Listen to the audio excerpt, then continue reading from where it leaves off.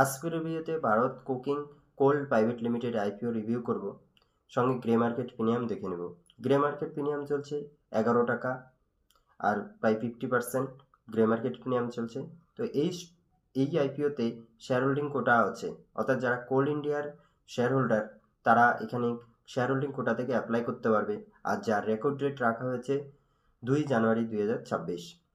আইপিওটি open হবে হচ্ছে 9 জানুয়ারি, close হবে 13 জানুয়ারি 2026।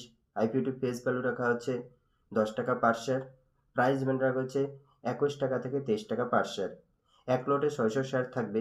অ্যালার্টমেন্ট হবে 14 জানুয়ারি 2026, রিফান্ড হবে 15 জানুয়ারি 2026।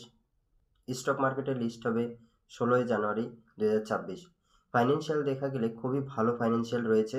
রিটেল ইনভেস্টর মিনিমাম এক লটের জন্য অ্যাপ্লাই করতে পারবে, যেখানে 600 শেয়ার থাকবে, যার ভ্যালু হবে 13,800 টাকা। Thank you.